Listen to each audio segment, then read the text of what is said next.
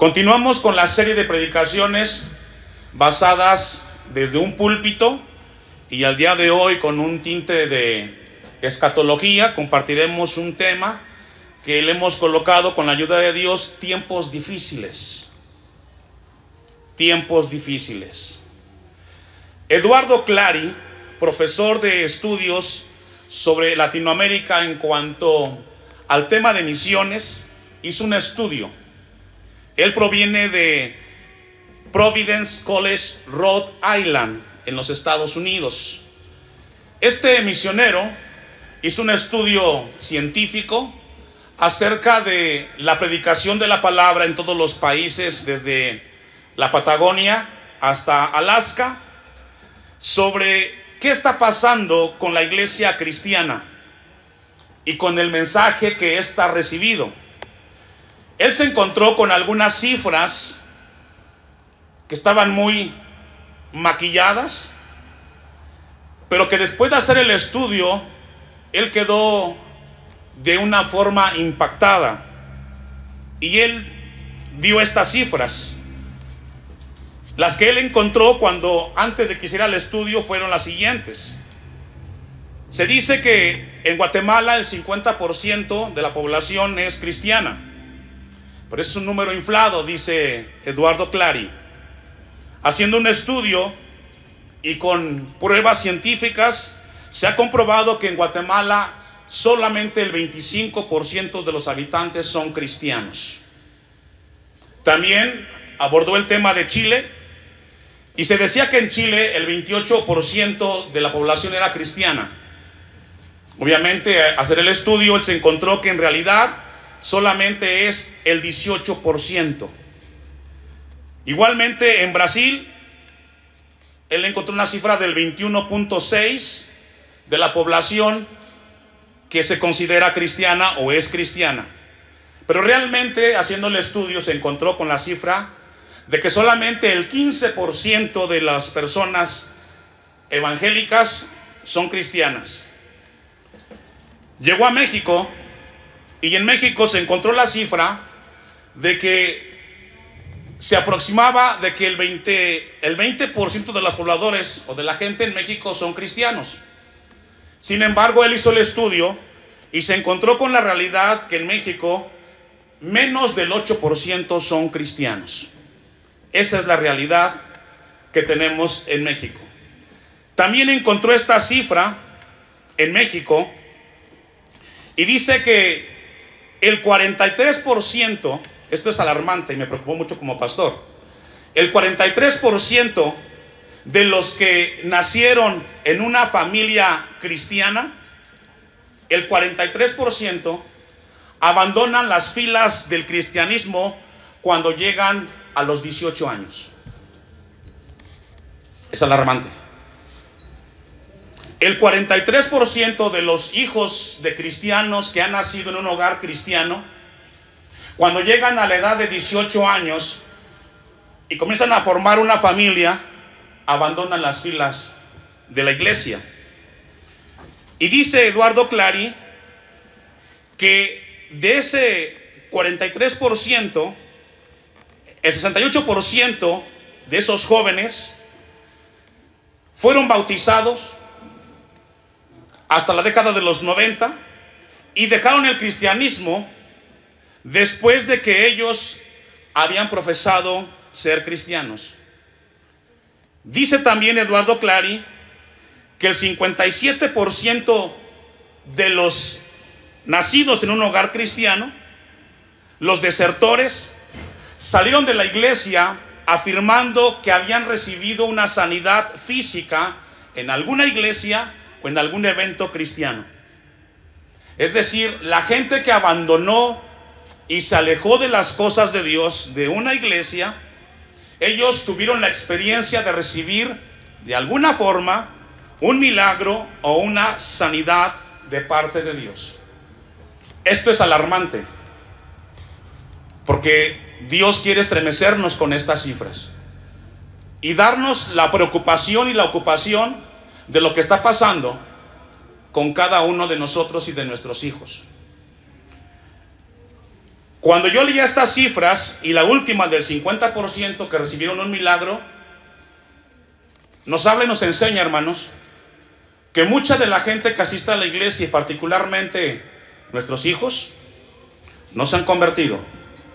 Y déjeme decirle esto en el amor del Señor: si su hijo ha nacido en un hogar cristiano, no lo dé por sentado que sea cristiano. Usted debe de orar y pedirle a Dios para que su hijo y su hija tengan un encuentro con Cristo, para que al crecer se mantenga en las filas del evangelio. Amén. Así como pone el empeño para que su hijo tenga una carrera y se prepare en la parte profesional, también debe de ocuparse para que su hijo tenga un encuentro con Cristo. Si no, será parte de las cifras alarmantes que un día estuvo en la iglesia, pero que al crecer se alejó de ella. Dice el texto que hemos leído, es un mensaje que Dios le da al apóstol Pablo para que a su vez alerte al pastor Timoteo en la iglesia en Éfeso. Y dice el versículo 1, ponga su vista ahí: también debes saber esto. Es decir, es deber y responsabilidad solo del pastor, pregunto, de estar preparado en las cosas de Dios. De todos. También debes de saber esto, y esto es muy importante, hermanos, porque Dios no va a bendecir la ignorancia de nadie. Repito, Dios no va a bendecir la ignorancia de nadie. A veces mejor, hay gente que dice, entre menos sepa es mejor. Pero el que tú te mantengas ignorante de las cosas que Dios ha dicho, perdón, no te hace o no te exime de la responsabilidad que tenemos delante del Señor. También debes de saber esto, que en los postreros tiempos, que en los postreros días vendrán, ¿qué, hermanos? Aquí los últimos días nos habla de la generación que estará al final de los tiempos. En este caso, usted y yo, siglo XXI, 2024, somos la generación de los últimos días. Y dice la Biblia que vendrán tiempos, ¿qué, hermanos? Peligrosos. Esa palabra que encontramos ahí, tiempos peligrosos, o la palabra peligroso, también significa difícil. En el verbo que encontramos ahí, nos habla y nos denota de que vendrán tiempos difíciles, tiempos complicados. Y estamos viviendo esos tiempos hoy, donde mantenernos de pie en las cosas de Dios es una lucha de todos los días. Mantenernos cerca de Dios, buscando de Dios, es una lucha de todos los días. Seguramente esta mañana usted luchó para estar aquí. Luchó contra su carne, contra su pensamiento, y quizás dijo, no voy. Todos luchamos. También yo lucho con eso, hermanos. Todos los días también lucho por dejar esto o seguir adelante. No es el único usted. Todos luchamos. Entonces, el apóstol Pablo deja un apartado ahí y vamos a Efesios 1:15.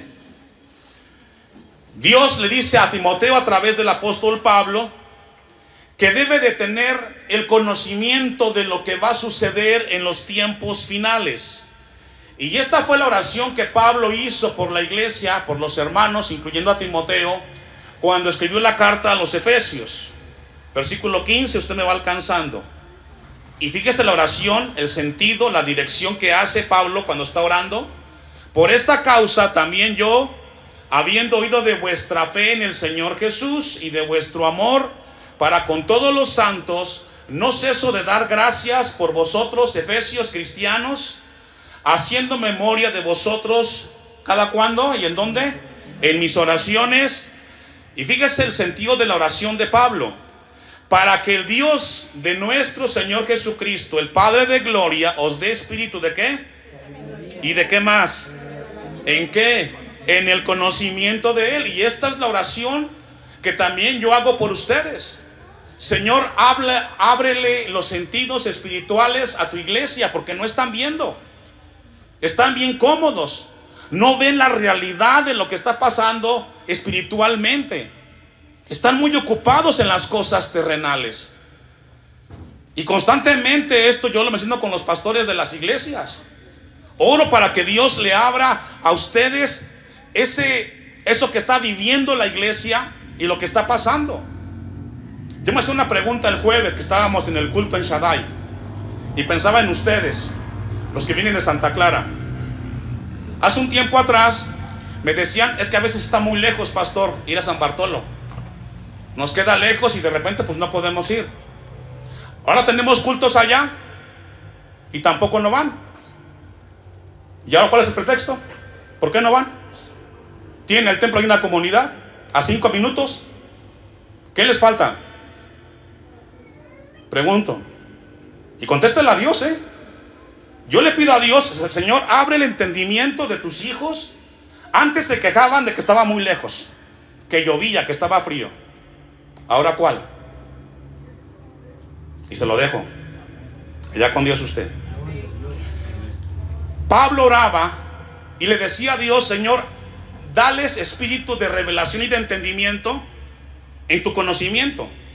18. Alumbrando ¿qué?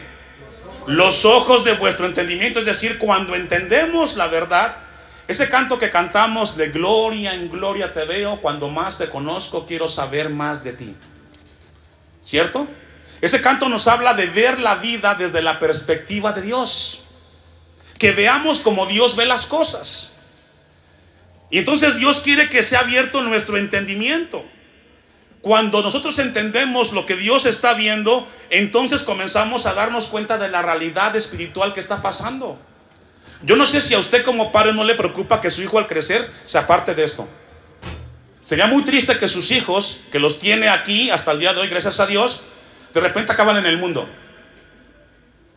Quizás le gustará, yo no sé. Pero creo que como padres hay que preocuparnos en eso. Entonces Timoteo recibe de parte de Dios un mensaje de advertencia, que la gente de los últimos tiempos va a enfrentar dificultades. Vayamos una vez más al texto de 2 de Timoteo 3, versículo 1. También debes de saber esto, que en los postreros días, el tiempo que estamos viviendo, vendrán. Ese verbo venir en el griego significa asentarse sobre, significa permanecer. Es decir, lo que estamos viendo hoy, el enfriamiento, la indiferencia de los cristianos, todo eso que estamos viendo no se va a ir, va a estar en los últimos tiempos. Yo me siento como Noé, predicando en este diluvio, cada domingo, cada martes, cada jueves, y la gente no entiende que Cristo viene. Siguen viviendo como que Dios no va a llegar, como que nunca vas a morir. No los veo ocupados en sus vidas espirituales. Entonces dice que en los tiempos finales vendrán, es decir, esto que estamos viendo va a permanecer. Los tiempos van a ser cada vez más difíciles para mantenernos en las filas del evangelio. Y es en serio, hermanos. Cada día va a ser más difícil el que usted se afiance en las cosas de Dios.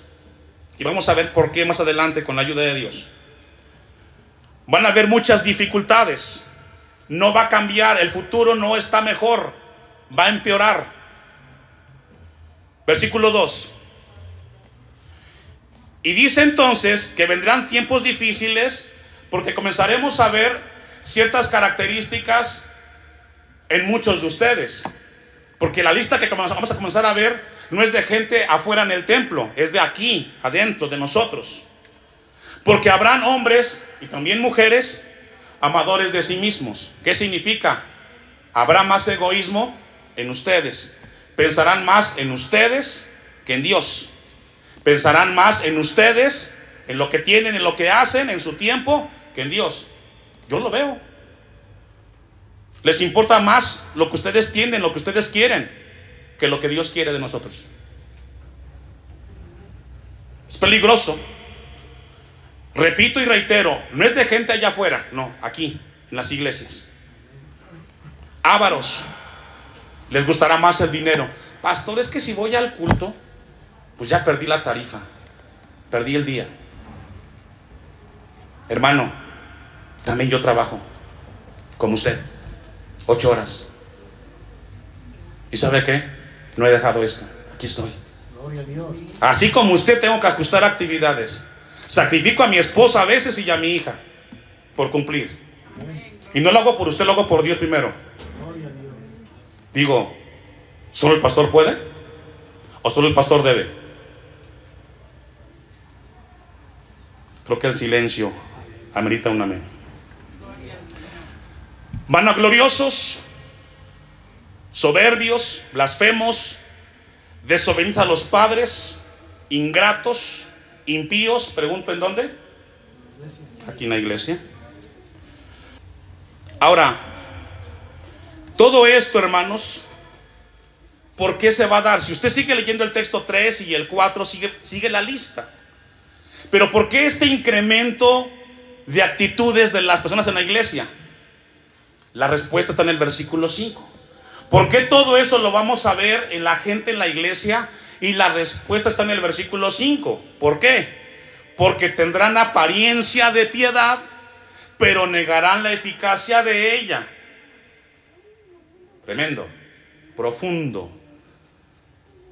¿Por qué la gente comenzará a comportarse con esas características del texto 2, 3 y 4?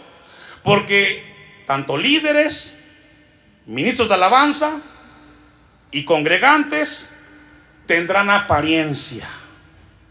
Es decir, simularán que son cristianos.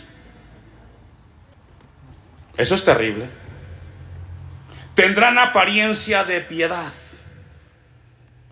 Aquí la palabra apariencia de piedad, nos habla de que cuando escuchen el mensaje de Dios dirán, sí es cierto, lo que dice la palabra es cierto, pero no dejarás que esa palabra te cambie. ¿Entendió? Amén. Es decir, sí es cierto, es palabra de Dios, Dios me está hablando, pero no dejas que esa palabra cambie tu vida. Y por eso simulas. Y por eso la gente simula que es cristiano. Porque dices amén, sí, Dios me está hablando, pero no abres tu corazón para que Dios te transforme, que Dios te cambie, que dejes de ser como eres y seas a la imagen de Dios. Cantamos un canto hace rato que dice, tal como soy, Señor, delante de ti. Dios nos recibe como somos y como estamos, pero no nos deja, sino que nos lleva a la imagen de Cristo. Es así. Los últimos tiempos tendrán estos tintes. Habrá mucha apariencia. La gente dirá, sí, cierto, lo que el pastor habló es palabra de Dios. Pero sales de aquí, llega el lunes y no dejas que esa palabra te ministre y te cambie y te transforme. Y aquí está el resultado. La pregunta para ustedes, y contéstese allí en su mente: de cada decisión que tú tomas en tu vida personal, con tu esposo y con tu esposa, ¿qué tanto tiene de Dios esa decisión? ¿Qué tanto? ¿Qué tanto de lo que tú decides todos los días tiene de Dios? De obediencia a la palabra de Dios. Porque entonces, cuando le dice la Biblia que tendrán apariencia de piedad, pero negarán la eficacia de ella, es decir, negarán la eficacia. Yo le hago una pregunta a usted: ¿la palabra de Dios tiene poder? Amén. Déjala que cambie tu vida. Sí. Dejemos que Dios nos transforme. Yo le hago una pregunta aquí a usted: ¿quién aquí es santo? ¿Quién aquí es perfecto? Todos aquí necesitamos de Dios, que Dios nos transforme. Por eso estamos aquí. Tendrán una apariencia de piedad. Aquí la palabra que Pablo usa, apariencia, morfosis, y habla de dar una imagen, de cambiar. Van a negar esa eficacia. No van a dejar que la palabra de Dios los transforme, sino que, escuche esto, buscarán otra fuente que les ayude para enfrentar sus decisiones. Es decir, vas a escuchar más a los hombres, el consejo de los hombres, a ellos ibas a seguir y no a Dios. Y es una realidad, hermanos. Como pastor, tristemente lo veo con ustedes. Escuchan más, tienen un problema, por ejemplo, familiar, y vas y le preguntas a un hermano, a una hermana, escuchas lo que la hermana te dice y no lo que Dios te pide que hagas en su palabra. Qué tremendo de los cristianos, ¿no? A veces yo escuchaba la conversación de una hermana que decía: hermanos, que ya no voy al templo por esto y esto y esto y esto. ¿Y qué dice Dios? No se dejen de congregar. ¿Así dice? ¿O no dice así la Biblia? Claro. No se dejen de congregar. Pero fue más fuerte el consejo de la hermana que dijo: sí, porque todos son hipócritas, hasta el pastor Abisaí. ¿Qué pesó más? ¿El consejo de la hermana o la palabra de Dios? En este caso, claro. Y así hay muchos frustrados que escuchan más la voz de los hombres que la voz de Dios. Jesús dijo: yo estaré contigo todos los días hasta el fin del mundo. Y días buenos y días malos. No existe una razón, bueno, solamente dos razones por la cual un hijo de Dios no asiste a un culto. O está enfermo, fuerza mayor, o tiene un problema que realmente amerita. De allí en fuera, hermanos, lo demás es excusa. Y no lo comento para convencerlo, porque al final usted con el Señor. Es deber de cada hijo de Dios acercarse cuando hay tiempo de congregarse. Amén. Amén. No hay pero que valga. Ahora, dice Pablo a Timoteo al final del texto 5: cuando te llegues a encontrar con gente que hable algo en contra de lo que Dios dice, ¿qué tienes que hacer con ellos? Claro. Claro. Si te pones a escucharlos. Ahora fíjese que me encontré algo interesante. La palabra y el verbo evitar que encontramos en el griego significa rechazar y contradecir. Pero dice el texto al final, o la palabra en griego, contradícelos con la palabra de Dios. Es decir, no solamente evítalos, sino diles a ellos qué dice Dios en cuanto al tema tratado. ¿Escuchó? Si alguien me dice a mí: pastor, no vaya a la iglesia por esto y esto y esto, que me lo han dicho, yo tengo que revisar. Y voy a ver si lo que él me dice, qué dice Dios al respecto. Y entonces tomo una decisión. Segundo a los Corintios 10, 3 en adelante. Ahora vamos a ver, y aquí sí le pido que presten mucha atención. Espero que nos alcancen los tiempos, que ya avanzaron. Pero es muy importante lo que vamos a ver. Segundo a los Corintios 10, 3. ¿Ya lo tiene? Dice el apóstol Pablo aquí a los Corintios: pues aunque andamos en la carne, es decir, vivimos en este cuerpo carnal, el que tenemos, a eso se llama ahí carne. Aunque andamos en nuestra naturaleza que tenemos, no militamos según la carne. Pablo está aquí advirtiendo, Dios está hablando. Aunque vivimos en este cuerpo, no debemos de actuar de acuerdo al cuerpo que tenemos, sino de acuerdo a lo que Dios nos enseña en la Biblia. Porque las armas de nuestra milicia, la forma como nosotros enfrentamos, luchamos, confrontamos, no son carnales. Hay una estrategia, sino poderosas en Dios para destrucción de fortalezas. Yo le hago una pregunta y pensemos en esto. En México y aquí en el estado hay muchos problemas de delincuencia, ¿cierto? De extorsión, de robo, etcétera. ¿Cómo derribamos esa fortaleza, hermanos? Además de orando. ¿Cómo se derriba esa fortaleza? ¿Con diplomados? ¿Con escuelas? ¿Sabe cómo se puede derribar una fortaleza así, hermanos? Predicando la palabra a esa gente que anda en esas cosas, para que vengan a los pies de Cristo. Y entonces, ahora sí, vivan para Dios. Es la única forma que Dios nos transforme. Usted y yo estábamos allá, sin Dios y sin esperanza, y Dios nos transformó. Dice entonces la Biblia, versículo 5, pongan atención ahí, bien importante lo que vamos a leer. Derribando argumentos y toda altivez que se levanta contra el conocimiento de Dios. ¿Qué significa eso? La batalla más grande que libra el cristiano o el ser humano, ¿dónde está? Aquí, en la mente. Aquí llegan los conocimientos, aquí llegan los argumentos, aquí llega todo y aquí tú dices sí o no, en tu mente. ¿Lo entendió?